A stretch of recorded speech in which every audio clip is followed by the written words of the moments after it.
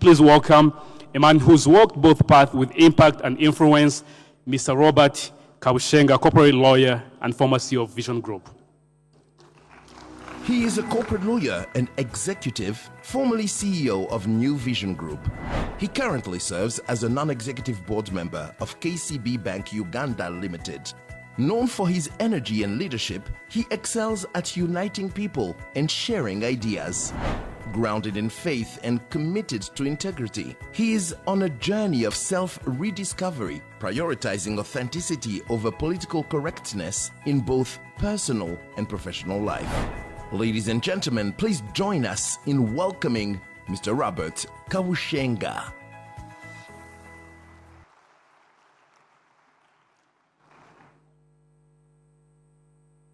Should I be here? Can you hear me? I think whoever created this lectern is a supporter of PSG and hates me because in my part of the world we're very short people. We like to be on the ground.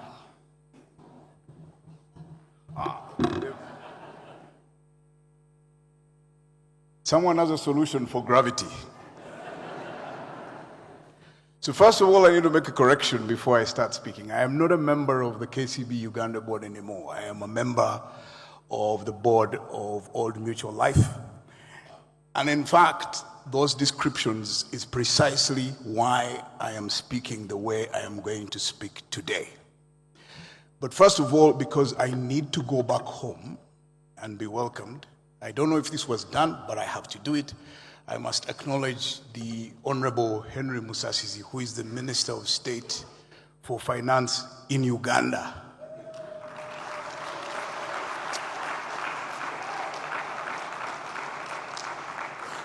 He is not the one who made the promise that has become famous. Colleagues, the money will come. Only Ugandans understand that.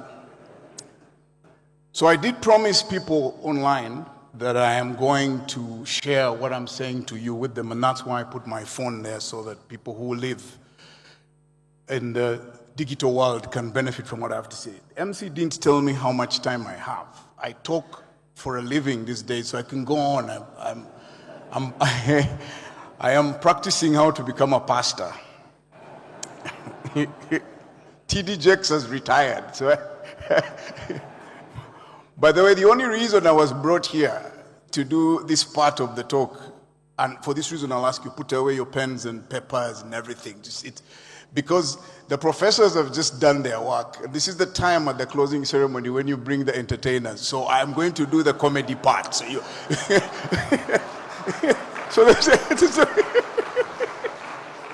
there's no seriousness in anything I am going to say. So please, and the reason they bring me to do this is because you have eaten so much starch at lunchtime, they need to keep you awake. And in case you haven't noticed, they've turned down the AC by about 2 or 3 degrees more. That's why you're all awake. So you have to understand that I am really not serving any real purpose here. It's just to keep you awake.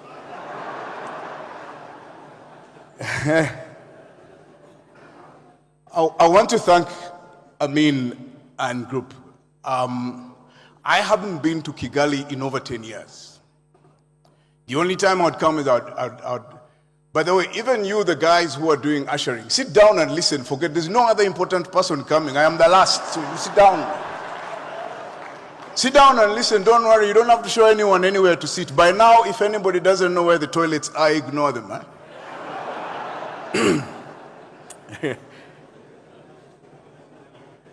So the first time I came to Kigali was in 2000.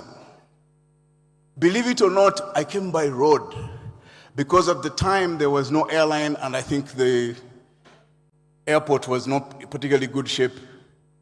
It's a testament of what has happened in Rwanda that today they have a vibrant airline and a really nice airport.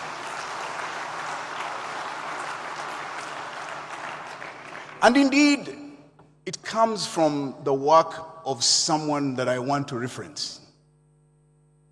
I don't know what you people call him, but where I come from, he's fondly known as PK.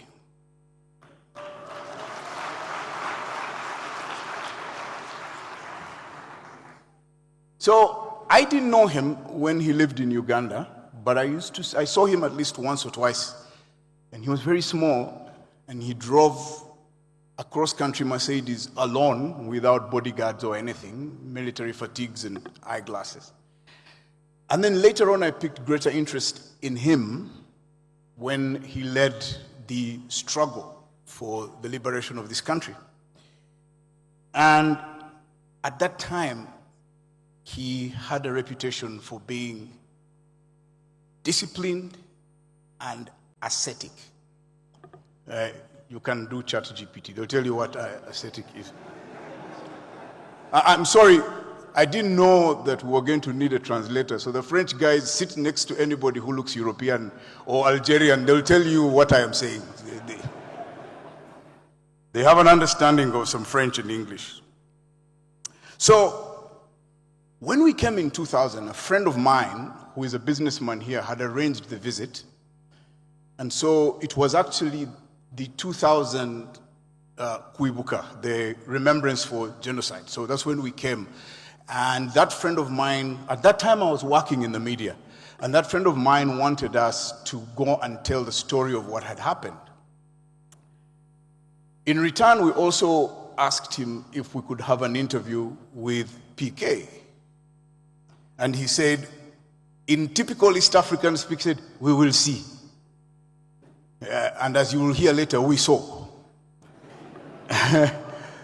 So we met a lot of officials, one of whom has remained a really good friend and a person I respect, who went through the history. We visited all the genocide sites at that time. In fact, one of the ones that had remained in my head was a church where even the Bible remained at the altar, and each one of the two, and the people who were looking after it had eventually gotten married, having lost everyone in their family and so on. Long story short.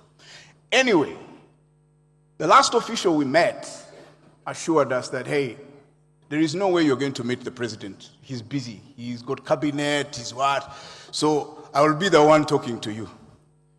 Well, we accepted. Who are we? I mean, you know, when you're a journalist, which I am not, you accept what they give you and you move on. So while he was busy pontificating, our host came running in. We're having breakfast at the Milk Lane. He hadn't laced his shoes. He was carrying his tie. His collar was up. He was out of breath. And he said, the president will meet you now. I go, wow, okay. We went.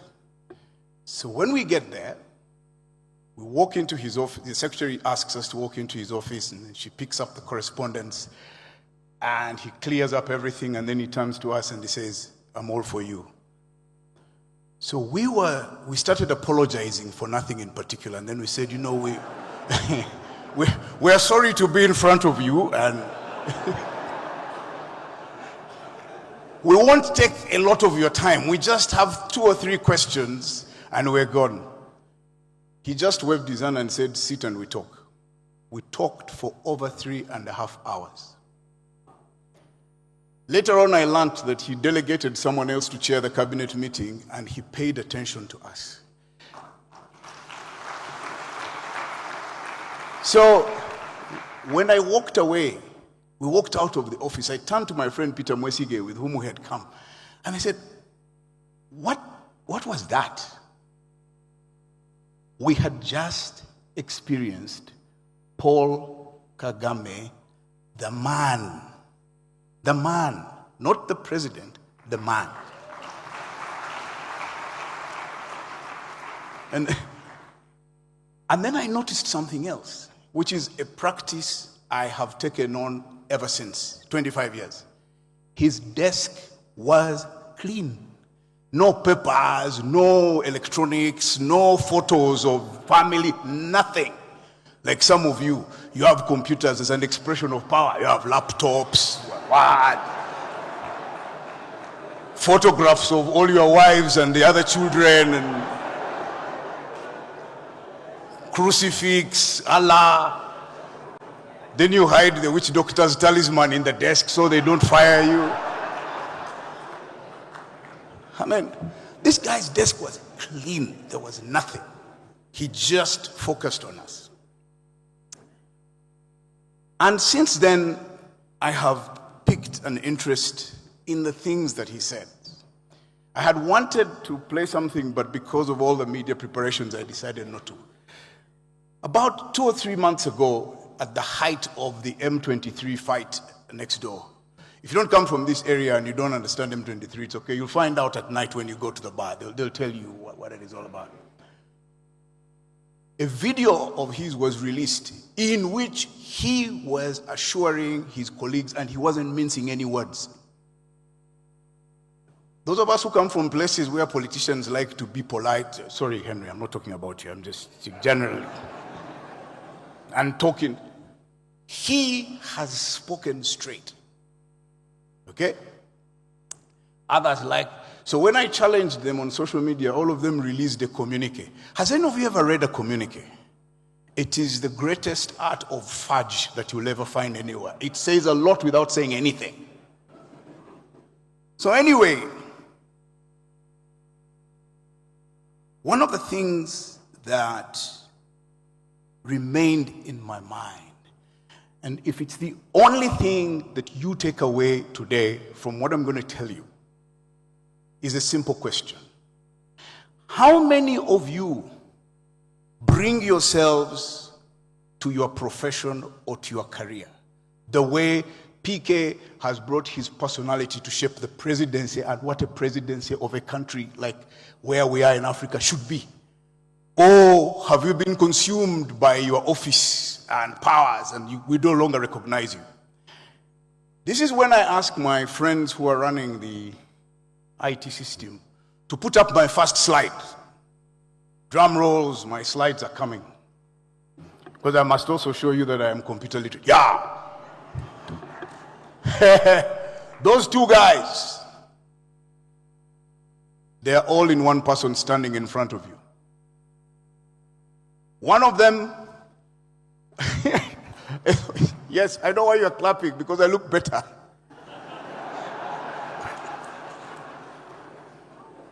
Yeah, that is it. Yes, that's, if they met now, they would fight. The point for me, even if I end my presentation here, the point for me is that the guy on the right was pursuing a career. He was a corporate executive. He was a big man.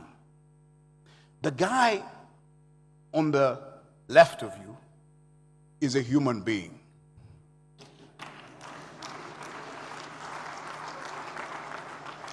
Pursuing the things that he likes and that he enjoys. So how many of you are buried under the grind of trying to be an accountant? You have become so good at it, you've even created titles for yourselves and you revel in them. Now when we go for burials, we must be told, please welcome CPA Keto Kayemba. What the hell is CPA?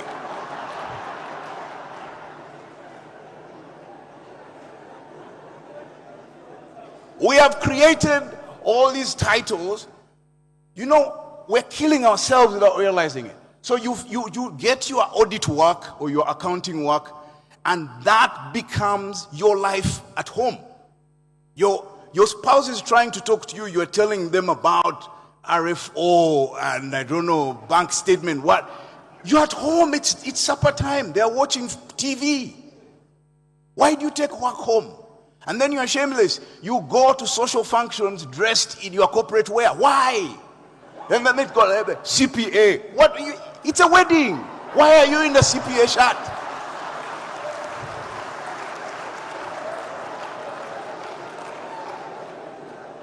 And then, so we have all these ridiculous titles: pastor, apostle. When I was thinking about it, I said, so guys from the porn industry should be talking about this as SS, superstars, or sexy siren. Yeah, everybody needs a title. Why are we burying our identity in the work we do? The question I will ask you repeatedly, who are you?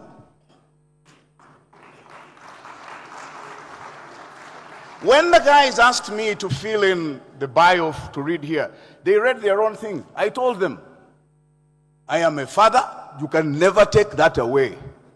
That's true. Tick. I love running, you can't take that away. My current priority is looking after my health. So if you ask me what I do, it's taking care of this body. So I don't even have a title. If you look at it's nothing. So I was looking at all these great professors. Theodora is probably a loving mother, a fantastic wife, but they're buried in research of financial, I don't know what. Why, Theodora? Why on earth? Don't you have another life? You're probably a funny guy. You're probably a loving sister. Please give yourselves some space to emerge as who you are.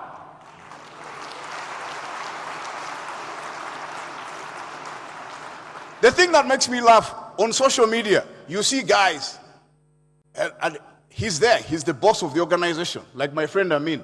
Instead of him having his own presence on social media, CEO ICPAR, why? You're denying us the benefit of a really good person from whom we could benefit. Tell you an interesting story. So, for a long time, there's something I did as a family man. Every morning, I took my wife to work and I picked her up from work. Yeah, things have changed a little bit. I am now a house husband, so I have I have other responsibilities in the house. It's not easy transitioning into a house husband. I can tell you, if you want tips, I'm around. I leave very early tomorrow morning. If you want to know how to move from CPA to house husband, come, I'll tell you how it works. If you're over 57, you might need to be prescribed a blue pill occasionally, but that's all right. You just make sure it's been, yeah, okay. So, look, the question, and then, I was saying, my wife, so one day, one of her colleagues comes running into her office and tells her, "You are making the CEO wait." So she was puzzled. She said, "But the CEO, we met in the morning. He hasn't told me he needed to see me late in the afternoon." She said, No, Robert. She said, no, that one is my husband. He will wait. And indeed, I am still, why else am I still in the house? If I had taken CEO to the house, my dear friends, there's absolutely no way from the moment I was fired I would be anything. So please, as you are grinding this accountancy thing, this professional thing, remember to be mother, to be brother, to be daughter, to be friend. Why are you going, you are even used, now you have cards from the office to spend at social functions. Why? Why are you spending company money on your social functions? Take your friends out for a drink on your own money. And why are you going out for social functions with your office colleagues? Them guys are boring enough. You accountants sit like this all day. Then from there you go to eat pork together. Why? Find some interesting people. Meet doctors. They are models. Very beautiful people. Why are you sitting with accountants? And you're talking about King 7. No. There are other conversations apart from King 7. And IFRS 6 and I don't know what 19. What kind of life is that? So, a number of questions that I want to ask you very quickly. When do you get to be all the things that you are as a human being? I don't know if my friend Noah is still here. He spoke earlier on here about IT stuff. Noah, are you still here? Noah, he has another life as a pastor. So, yeah. Noah, who was speaking about cybersecurity and all that. Noah has another life, very vibrant as a pastor. Do you have another life? It's okay, you be a witch doctor, that's fine, but just could be it.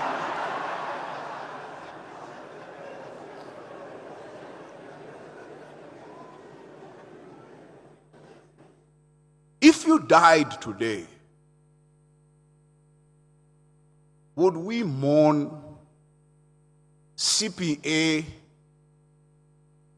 or Abdul? Who do we come to bury?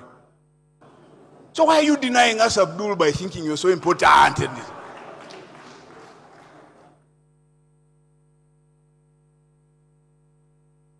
How can you do a Kagame? How can you bring the full value of the person that you are to the job and shape it. Are you actually doing that, or you're simply doing what Pakioli did many years ago, bookkeeping? I was fascinated by the conversation here about sustainability. How much are you contributing to that? So, the one thing you need to pay attention to is, who do you become as a result of this professional journey? Or are you becoming what? Who do you become? Do you grow? Or do you become an object? A CPA? And so, the question is, what do you need to do to achieve all of these things? I'll give you some answers. One, if there's only one answer you take away, it is be true to yourself. Yeah. I don't know whether you can figure that out. The picture on the other side, that is the highest point in Africa. Many friends of mine who reached the 5th floor were making a statement of big celebrations. On that day, at that time, I turned 55.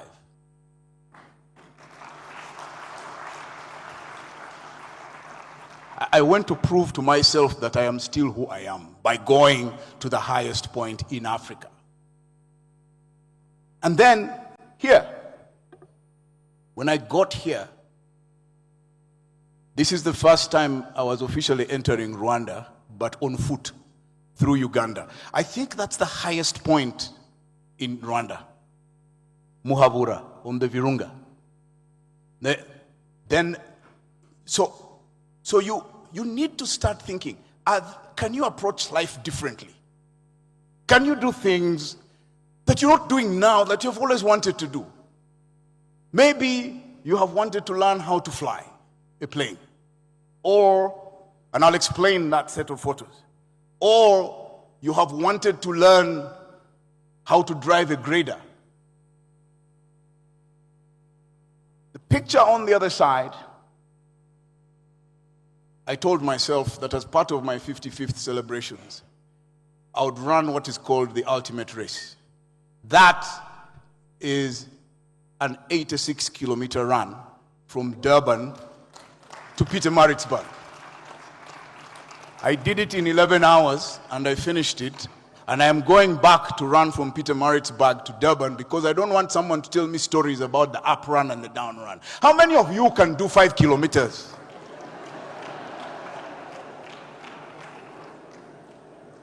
I wouldn't have done that stuff being buried under trying to figure out what the balance sheet is saying. This here is a very important point in my life. For the first time, I was standing in 3 countries at the same time.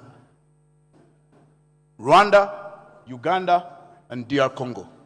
That's the southernmost tip where the 3 countries meet. The only way you can get there is through Uganda. And can you put that? No, the other one, before that. There's the hill. Oh, they didn't give it to you. Okay. Maybe they didn't give it to you. My slides. So, that was a scary climb. Slight mistake. So the thing I want, yeah, you clap for me. How many of you?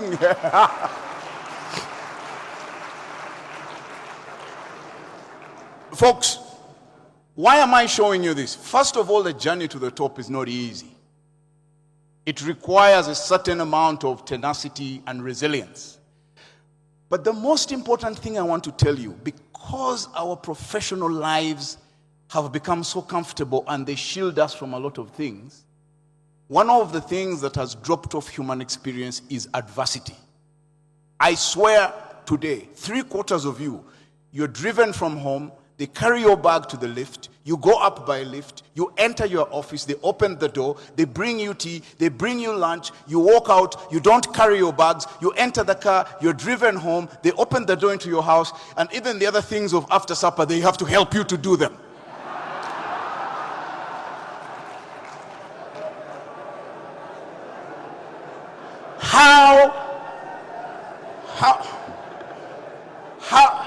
Yeah.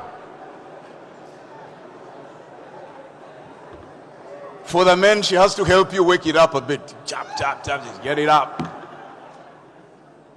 You need, as part of the answer to this question, you need to simulate and take your life through hardship. You have to create it yourself to understand who you are. I'll explain this photo and then I'll finish. So, one of the things I want you to pay attention to, when people give you feedback, please go and make notes about yourself. Even those who hate you. So compliments, criticism, anything, somebody tells you you are like this, go and write it down. Why? Because that's a journey into who you are. Those people know you better. They can see you. Trust me, they tell me things about myself. I used to think guys hate me. I stopped that. I now take notes. Robert, you're this, I write it down. Because that's how you figure out who you are. Another way, please, in this grind, when you leave office, leave office. Go home. Go home. Leave the work. When you die, the assistant who was your deputy in the office will immediately kick in and come and give the speech at your funeral. They're not going to bury you with the files. If returns haven't been filed, too bad. Pay the penalty, move on. It's not the end of the world. Please, when it's 5 o'clock, go home and be at home. If you are living alone, sorry, but you be with yourself. When you go to sleep, you hug yourself like this in the cold. It's okay. But find time to be alone as a way of self-discovery. Because ultimately, you must face yourself. So, remember, you're not your past. Allow time for other interests. When you arrived on this earth, you were not an accountant. You are a person. Humorous, loving, even malicious. It's okay. You go to the loo like the rest of us and probably even worse. But don't bury that person in the excuse of career. Career is just a small part of your human existence.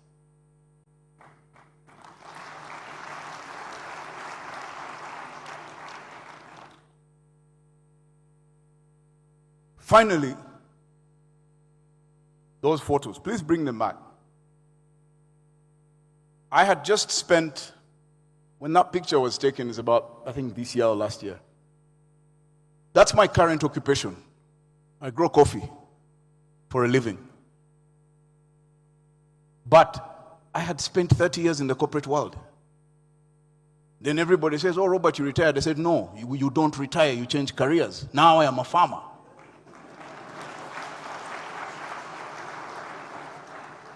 So where I used to wear suits, I now.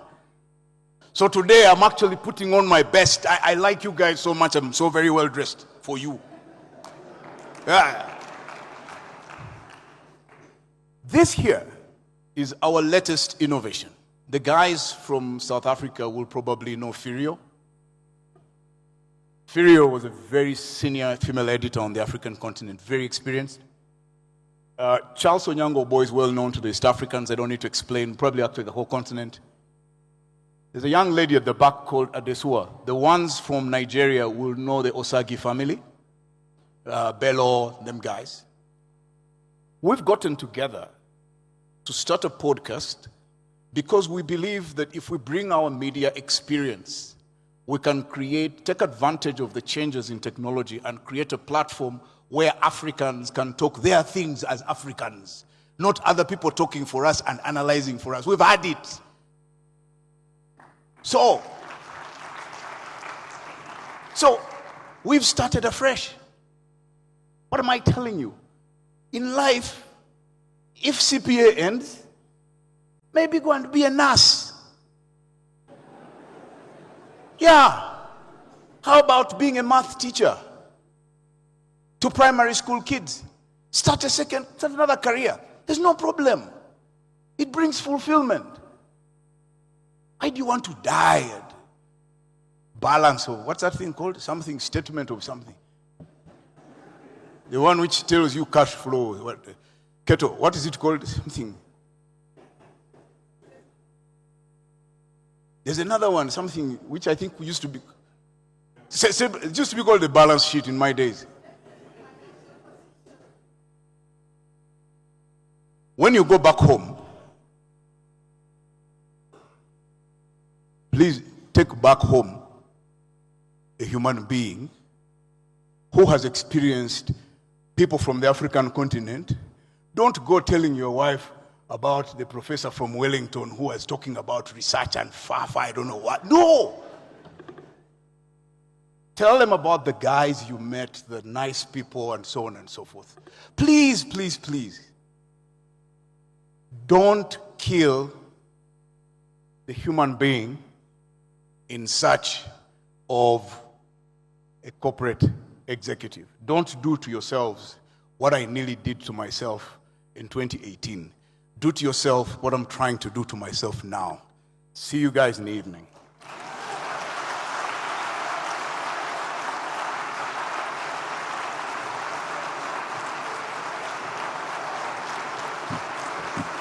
Thank you so much. Thank you so much, Mr. Kabushenga, for that timely and very thoughtful reflection. That was a really, really incredible talk. And I think by the time you ended your TED talk, most of the people here know what their true identity is. If they don't know, probably before they get home, they'll know. All right, so there's a special gift for you. Can I call Yakuba Trowley to hand over a token of appreciation to Mr. Kabushenga? Another round of applause to Mr. Kabushenga.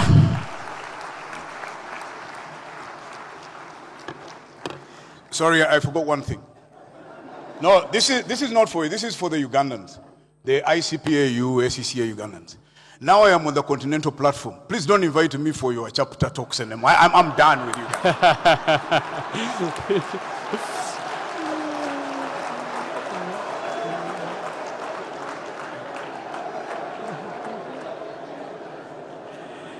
Thank you, Robert. Thank you so much. I've just met the first person ever from Burkina Faso. Can you imagine?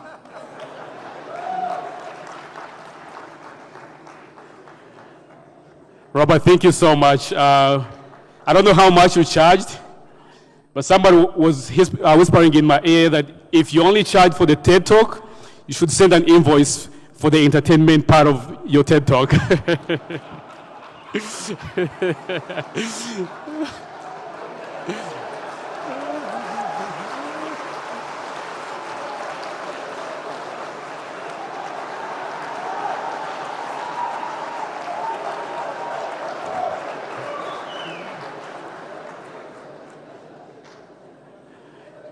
That was so intimate.